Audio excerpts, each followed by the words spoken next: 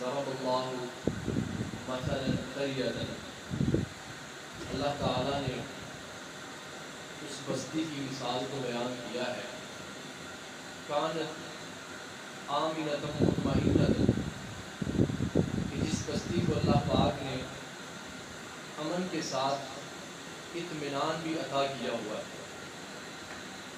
یأتیہا رزقہا رغدا من کل مکان،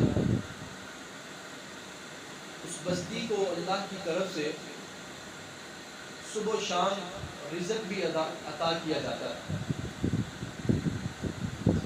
فکفرت بانعم اللہ، تو اس نے اللہ تعالیٰ کی نعمتوں کے ساتھ کفر کیا، ان کا انکار کیا، ان کی ناشکری کی۔ نتیجہ کیا ہوا؟ فَأَذَاقَهَا اللَّهُ لِبَاسَ الْجُوعِ وَالْخَوْفِ، کہ اللہ پاک نے اس کو پھر بھوک کا اور خوف کا لباس پہنا دیا۔ فَأَذَاقَهَا اللَّهُ لِبَاسَ الْجُوعِ وَالْخَوْفِ، سارا کچھ ملتا تھا، یہ آگے سے ناشکری کرتے تھے، تو نتیجے میں اللہ تعالیٰ نے ان کے اوپر بھوک کو اور خوف کو مسلط کر دیا، بما کانوا یصنعون، جو یہ کیا کرتے تھے۔ عزیز بھائیو، قرآن مجید کی یہ جو آیت آپ بھائیوں نے سماعت فرمائی ہے، اللہ تعالیٰ نے اس میں ایک بہت بڑی مثال بیان کی کہ ایک بستی تھی، اللہ پاک نے ان کو امن بھی دیا، اطمینان بھی دیا، صبح و شام رزق بھی دیا، سارا کچھ ہونے کے باوجود فکفرت بانعم اللہ، جس خالق کائنات نے سب کچھ عطا کیا ہے اس کی ناشکری کیا کرتے ہیں۔ ناشکری جو ہے آج ہمارے معاشرے کے اندر اس کو اتنا بڑا گناہ سمجھا ہی نہیں جاتا۔ ہر دوسرا بھائی یہ بات کہتا ہے کہ میرے پاس کیا ہے، کچھ بھی نہیں ہے میرے پاس، حالانکہ ہمارے پاس جو کچھ بھی ہے یہ بہت کچھ ہے، اور جتنا بھی ہے یہ سارے کا سارا عطا اللہ نے کیا ہے۔ جب ہم اپنی زبان سے یہ جملہ ادا کرتے ہیں کہ ہمارے پاس کچھ نہیں ہے، تو اللہ تعالیٰ کو اتنا غصہ آتا ہے کہ اللہ پاک نے قرآن مجید میں مثال بیان کی ہے کہ ایک بستی جس کو میں نے امن دیا، سکون دیا، صبح و شام رزق دیا، انہوں نے کہا ہمارے پاس ہی کچھ نہیں ہے۔ اللہ پاک فرماتے ہیں فَأَذَاقَهَا اللَّهُ لِبَاسَ الْجُوعِ وَالْخَوْفِ، تو اللہ تعالیٰ نے پھر ان کو بھوک کا اور خوف کا جو ہے نا وہ لباس پہنا دیا۔ سارا کچھ ہونے کے باوجود کہنا میرے پاس ہے ہی کچھ نہیں۔ میرے عزیز بھائیو، اس بات کو سمجھنا چاہیے کہ اللہ تعالیٰ نے قرآن مجید میں یہ جو آیت فرمائی ہے وَإِن تَعُدُّوا نِعْمَتَ اللَّهِ لَا تُحْصُوهَا، اگر آپ اللہ پاک کی نعمتوں کو شمار کریں تو شمار نہیں کر سکتے، اگر کرنا چاہیں تو نہیں کر سکتے۔ اس آیت پر غور کریں، اللہ پاک نے اس میں تخصیص نہیں رکھی ہے۔ یہ نہیں کہا کہ جس کو میں نے بہت کچھ دیا یا تھوڑا کچھ دیا یا کوئی امیر ہے وہ غور و فکر کرے، وہ شمار نہیں کر سکتا، کوئی غریب کر سکتا ہے۔ اللہ تعالیٰ نے کلی طور پر کہا ہے، مجموعی طور پر کہا ہے، سارے کے سارے تم چیز ہے سمجھتے ہو میرے پاس کچھ نہیں ہے، سارے کے سارے غور و فکر کریں، شمار کرنا شروع کریں، اللہ پاک کی نعمتوں کو کوئی بھی شمار نہیں کر سکتا ہے۔ مگر آج کل بالکل ہی الٹ ہو، ہر بات ہر کام الٹ ہو چکا ہے ہمارے ہاں۔ ہم صرف اور صرف جو ہے نعمت پیسے کو سمجھتے ہیں، صرف اور صرف جو نعمت ہے یہ دولت کو سمجھتے ہیں، اور زبان پر لفظ کون سے ادا کرتے ہیں کہ دیکھیں جی آج کافروں کے پاس یہ ہے، کافروں کے پاس وہ ہے، کافروں کے پاس یہ سہولت ہے، یہ آسائشیں ہیں۔ قرآن مجید میں اللہ تعالیٰ فرماتے ہیں لا یغررک تقلب الذین کفروا فی البلاد، جو کافر دنیا کے اندر گھومتے ہیں، چلتے ہیں، پھرتے ہیں، رنگ رنگینیاں ہیں، بظاہر ہے کہیں ان کو دیکھ کر دھوکہ نہ کھا جاتا۔ متاع قلیل، یہ تھوڑا سا فائدہ ہے، آپ دیکھ کر کہتے ہیں ان کے پاس بڑا کچھ ہے، اللہ پاک فرماتے ہیں ان کے پاس ہے ہی کچھ نہیں۔ ہم سمجھتے ہیں وہ ترقی کر گئے ہیں، وہ جیت گئے ہیں، وہ آگے چلے گئے ہیں، اللہ تعالیٰ فرماتے ہیں ان کے پاس ہے ہی کچھ نہیں۔ لا یغررک تقلب الذین کفروا فی البلاد، تم کو ہو کیا گیا ہے، تم نے سارا کچھ پیسے کو سمجھ لیا، ہمارا معیار پیسہ ہو گیا ہے، ہماری پہچان دولت ہو گئی ہے۔ ایک مسلمان کے پاس جو اس کا معیار ہے، جو اس کی پہچان ہے، یہ دین اسلام ہے۔ عزیز بھائیو، روٹی کا نہ ہونا، لباس کا نہ ہونا، گاڑی کا نہ ہونا، گھر کا نہ ہونا، یہ ایسا نہیں ہے کہ انسان سے پتہ نہیں کوئی اتنی عظیم نعمتیں چھن گئی ہیں۔ اللہ کی قسم، اگر انسان کے پاس ایمان نہیں ہے، کلمہ نصیب نہیں ہوا، اگر اللہ تعالیٰ کا تعارف نہیں ہے، توحید کی پہچان نہیں ہے، قرآن کا پتہ نہیں ہے، سب سے بڑا زوال انسان کی زندگی کے اوپر گیا۔ ان کے پاس تو کچھ نہیں۔ کون سی جو نعمت ہے جو اللہ تعالیٰ نے ہمیں نہیں دی؟ نبی علیہ السلام نے فرمایا تھا کہ پہلے انبیاء وہ بھی انہوں نے بھی خواہش کا اظہار کیا تھا کہ کاش کہ ہم امام الانبیاء کی امت میں شامل ہوتے۔ کیا یہ نعمت نہیں ہے؟ اسلام نعمت نہیں ہے؟ کلمے کا پڑھنا نعمت نہیں ہے؟ توحید کا ملنا نعمت نہیں ہے؟ ہمارے یہاں معیار کیا ہے؟ ان کے پاس سارا کچھ ہے، ہمارے پاس کچھ ہے ہی نہیں۔ اور یہی بات ہے آج اپنے معاشرے کے اندر دیکھ لیں کہ اگر کسی گلی کے اندر، کسی محلے کے اندر ایم این اے آ جاتا ہے نا، اور وہاں سے ایک امام مسجد گزر جاتا ہے، تو دیکھیں ترجیح کس کو ہوتی ہے، اہمیت کس کو ہوتی ہے؟ اگر ایک ہی محلے کے اندر افسر کوئی آ جاتا ہے اور وہاں سے حافظ قرآن گزر جاتا ہے، لوگ اچھا کس کو سمجھتے ہیں، بہتر کس کو سمجھتے ہیں؟ دنیا دار کہے کہ میرے پاس یہ ڈگری ہے، میرے پاس یہ ڈگری ہے، اور دوسری طرف وہ کہے کہ میرے پاس قرآن ہے، ہم پڑھا لکھا کس کو سمجھتے ہیں؟ ہمارے ہاں معیار کیا ہے؟ صرف دولت ہے۔ ہم نے دین کو سمجھے ہی نہیں ہے، اس کو اپنا معیار بنایا ہی نہیں ہے، اس کو اپنی پہچان بنایا ہی نہیں ہے۔ رسول اللہ صلی اللہ علیہ وآلہ وسلم فرماتے ہیں کہ اللہ پاک کس سے محبت کرتے ہیں، اللہ پاک کس سے پیار کرتے ہیں، اللہ تعالیٰ کس کو چاہتے ہیں؟ نبی علیہ السلام فرماتے ہیں ان اللہ یحب العبد التقی الغنی الخفی، کہ اللہ تعالیٰ اس سے محبت رکھتے ہیں جو بندہ پرہیزگار ہے، جو بندہ تقوی والا ہے، حرام سے بچنے والا ہے۔ آج کل اس کو جو ہے نا، وہ اس کو کم عقل سمجھا جاتا ہے، اس کو اتنا شاطر نہیں سمجھا جاتا، دانشور نہیں سمجھا جاتا۔ جو پرہیزگار ہے اس کو سمجھا جاتا ہے یہ بیکار قسم کا انسان ہے، زندگی گزارنے کا اس کو طریقہ سلیقہ نہیں ہے۔ ان اللہ یحب العبد التقی، وہ فرق کرتا ہے، یہ جائز ہے، یہ ناجائز ہے، یہ غلط ہے، یہ صحیح ہے، یہ حلال ہے، یہ حرام ہے۔ اللہ پاک کی محبت اس سے، اور فرمایا الغنیہ، جو لوگوں کے ہاتھوں میں ہوتا ہے اس سے وہ بے پرواہ ہوتا ہے، اس کی نظر نہیں ہوتی یہ مجھے یہ دے دے گا، یہ مجھے یہ دے دے گا، میرا یہ کام ہو جائے گا، میرا وہ کام ہو جائے گا۔ للچائی ہوئی نظروں سے ہر کسی کو نہیں دیکھتا۔ ایسے بندوں کو اللہ پاک چاہتے ہیں، ان سے محبت رکھتے ہیں، ان سے پیار کرتے ہیں۔ اور میرے دین بھائیو، حدیث کا جو آخری لفظ ہے، نبی علیہ السلام فرماتے ہیں کہ اللہ تعالیٰ متقی بندے سے محبت رکھتے ہیں، غنی بندے سے۔ غنا کا مطلب ہوتا ہے کہ جو کچھ لوگوں کے ہاتھوں میں ہے ہر وقت اسی کے اوپر نظر نہ ہو، لوگوں کے مالوں کے اوپر جو نظر رکھنے والا ہے اللہ پاک اس سے محبت نہیں رکھتے۔ اور تیسرے نمبر کے اوپر فرمایا الخفیہ، جو بندہ پوشیدہ رہنے والا ہے، جو بندہ ایسا بندہ نہیں جو چاہتا ہے کہ مجھے عہدہ ملے یا مجھے چتراہٹ ملے، لوگ مجھے سلام کریں، لوگ میرے استقبال کے لیے کھڑے ہو جائیں۔ اللہ پاک ایسے بندے کو پسند ہی نہیں کرتے۔ کون ہے آج جو یہ چیز پسند نہیں کرتا؟ کون ہے جس کے دل میں یہ خواہش نہیں ہے کہ میں آؤں، لوگ میرے لیے اٹھیں، مجھے بہت بڑا عہدہ مل جائے، میری آواز جو ہے وہ لوگوں تک پہنچے، لوگ اس پر جو ہے نا وہ دھیان دے، توجہ دے، میں لوگوں کی توجہ کا مرکز بننا چاہتا ہوں۔ کون سا ایسا بندہ ہے جو شہرت نہیں چاہتا؟ نبی علیہ السلام فرماتے ہیں جو شہرت کو نہیں چاہتا، جو شہرت چاہتا ہے اللہ اس سے محبت نہیں رکھتے، اور جو شہرت کو نہیں چاہتا اللہ اس سے محبت رکھتے ہیں۔ میرے عزیز بھائیو، آج کل ہماری حالت کیا ہے؟ تقوی جو ہے ہم اس کو پسند ہی نہیں کرتے، غنا جو ہے یہ ہمارا وتیرہ ہی نہیں ہے، یہ ہو ہی نہیں سکتا ہم غنا کو اختیار کر لیں۔ اور خفی رہنا، مشہور نہ ہونا، کون ہے جس کے دل میں یہ بات ہو کہ میں جو ہے نا وہ مشہور نہیں ہونا چاہتا؟ ہر دوسرا بندہ جو ہے وہ مشہور ہونا چاہتا ہے۔ تو اللہ تعالیٰ ایسے لوگوں کے ساتھ محبت نہیں رکھتے۔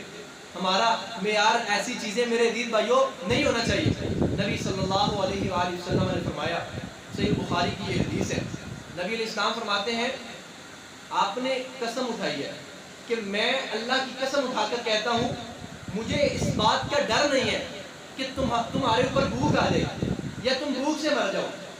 نبی علیہ السلام فرماتے ہیں کہ مجھے اس بات کا ڈر نہیں ہے کہ تم بھوک سے مر جاؤ یا تمہارے اوپر بھوک آ جائے گی، میرے عزیز بھائیوں ذرا تھوڑا سا غور و فکر کریں.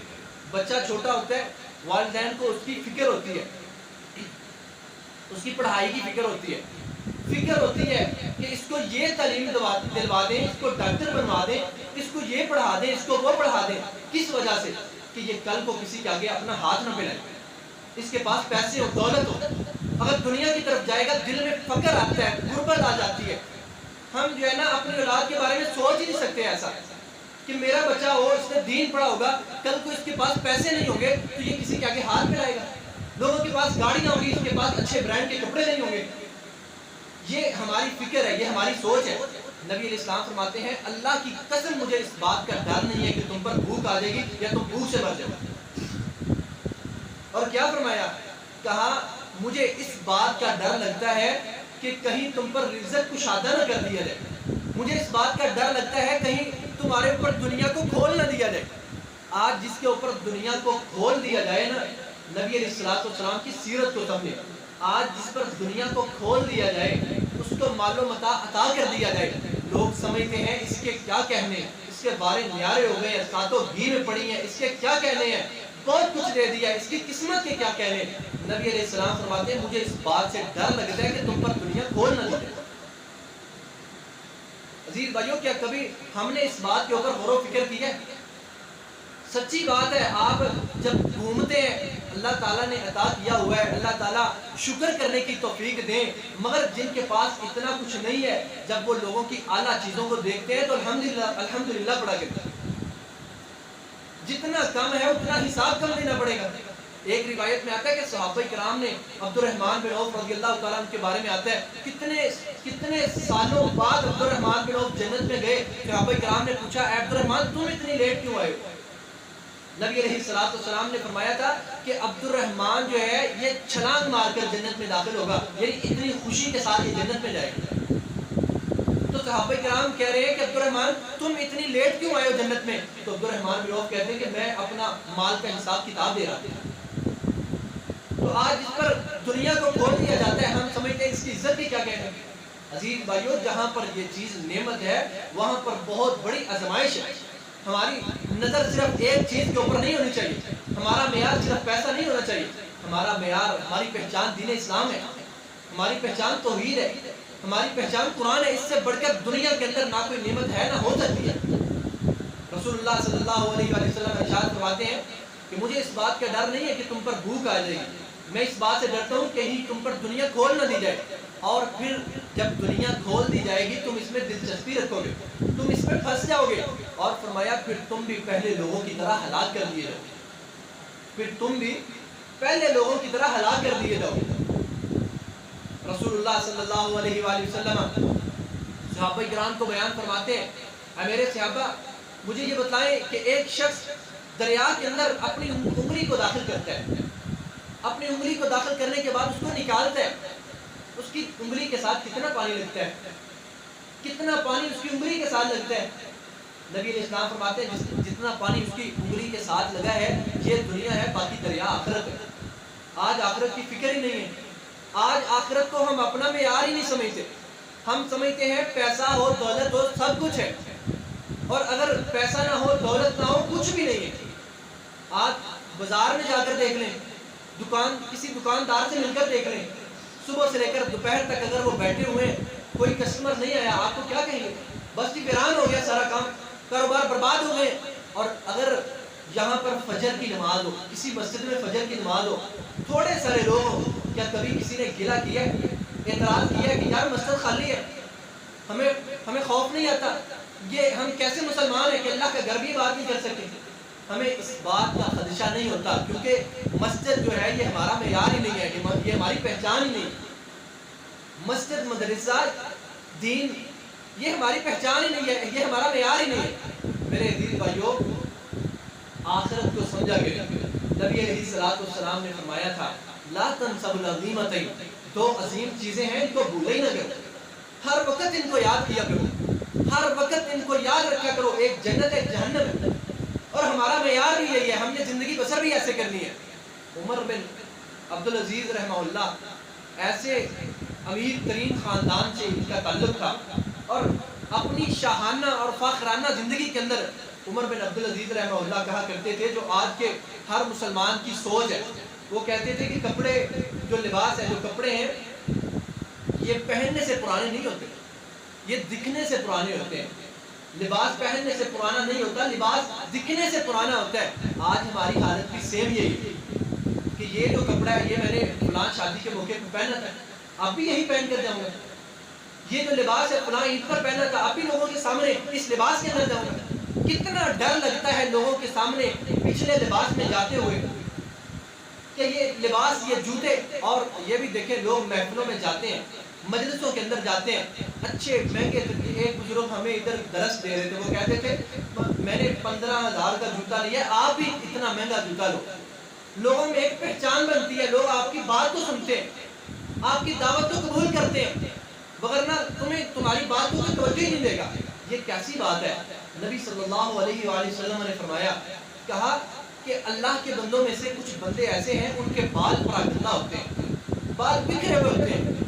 اب آج کے دور پر اگر کوئی ایسا بندہ ہمارے سامنے آ جائے جس کے بال پراگندہ ہیں، بال بکھرے ہوئے ہیں، لباس اتنا سیٹلمنٹ نہیں ہے، ہم کیا سمجھیں گے؟ ہم اس کے بارے میں کیا خیال کریں گے؟ کتنی اہمیت دیں گے اس کو؟ نبی علیہ السلام فرماتے ہیں کہ اللہ کے بندوں میں سے کچھ بندے ایسے ہیں ان کے بال پراگندہ ہیں، بکھرے ہوئے بال ہیں، اور آگے فرمایا لوگ اپنے دروازوں سے ان کو دھکیل دیتے ہیں۔ تمہارے لیے جگہ نہیں ہے ہمارے گھر کے اندر۔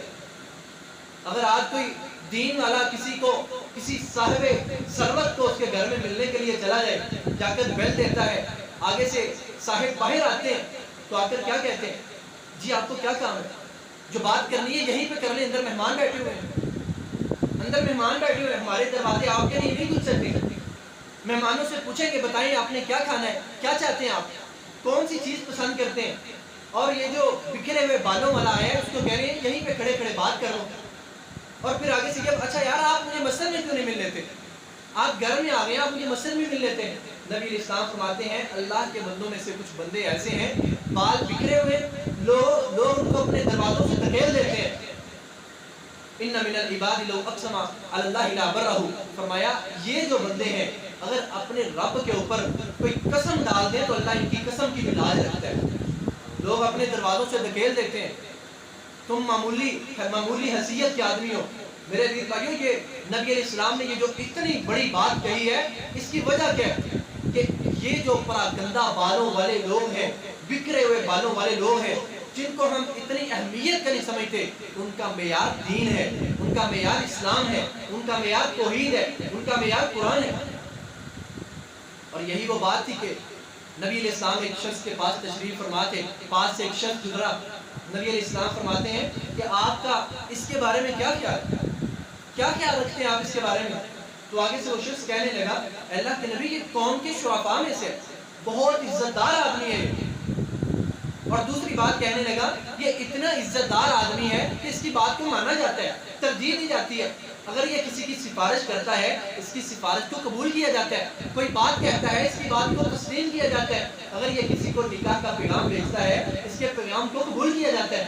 اور پھر ایک اور آدمی گزرتا ہے، نبی علیہ السلام فرماتے ہیں اس کے بارے میں تمہارا کیا خیال ہے؟ وہ شخص کہتے ہیں اللہ کے نبی یہ تو ایسے جو ہے نا اس کی کوئی بات سنتا ہے، معمولی حیثیت کا آدمی ہے نا، پاس ہی کچھ نہیں ہے، اس کے پاس ہی کچھ نہیں ہے۔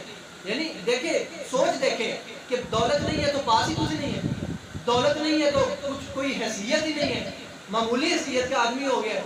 رسول اللہ صلی اللہ علیہ وسلم نے جب اتنے الفاظ سنے کہ اس کی کوئی وقت ہی نہیں ہے تو نبی علیہ السلام نے فرمایا وہ جو پہلا آدمی گزرا ہے جس کو تم کہتے ہو کہ بڑی حیثیت والا ہے، اگر ساری دنیا اس جیسے لوگوں سے بڑھ جائے اللہ کے ہاں اس کی فضیلت کا مقابلہ نہیں کر سکتے۔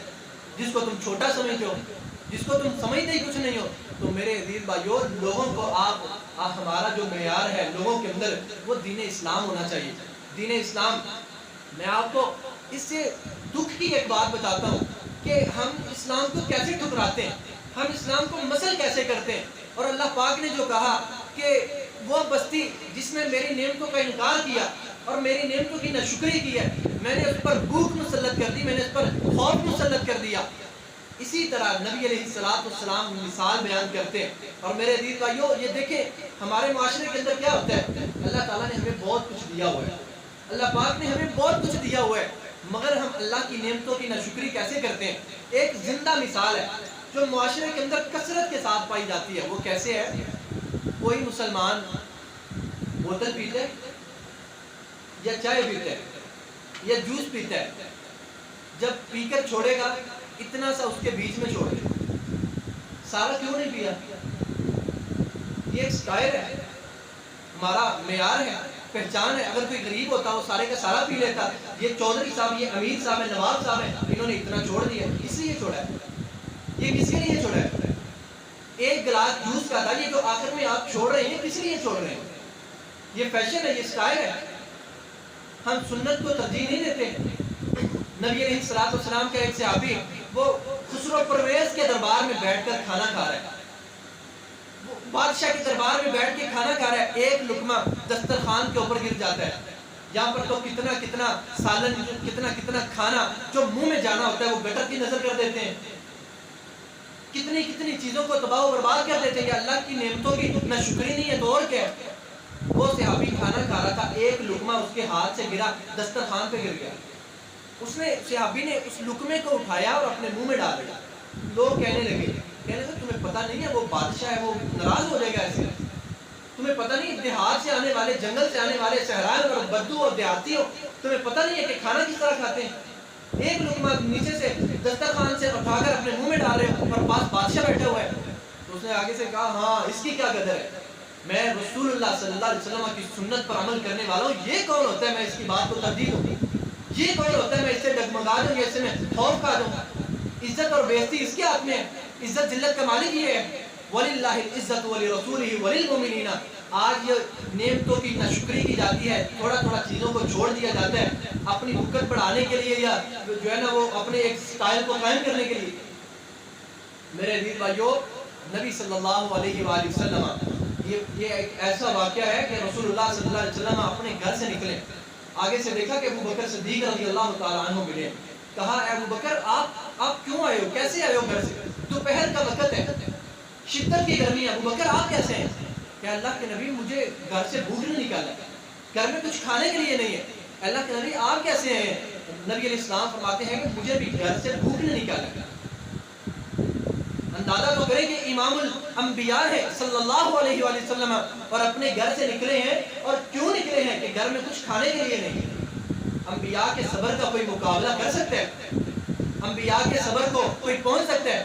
اور پھر امام الانبیاء ہوں، کیسا وہ مرحلہ ہوگا کہ نبی اسلام پتہ نہیں کتنے دنوں سے آپ نے کچھ کھایا ہی نہیں ہوگا. آگے سے عمر فاروق رضی اللہ تعالیٰ عنہ ملے. کہا عمر آپ کیسے؟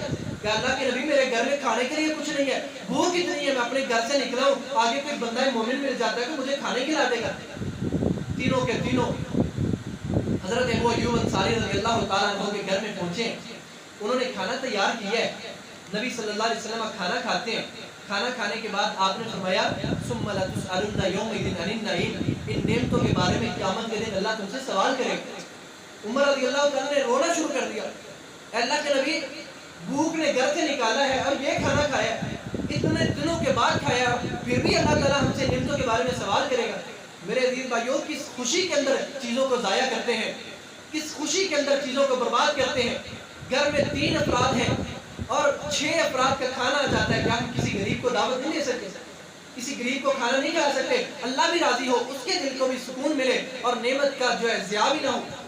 نبی صلی اللہ علیہ وآلہ وسلم کا طرز عمل دیکھیے، ہم کس عقل کے اندر ہیں، ہماری حیثیت کیا ہے. علم یکن نطفۃ من منی یمنی.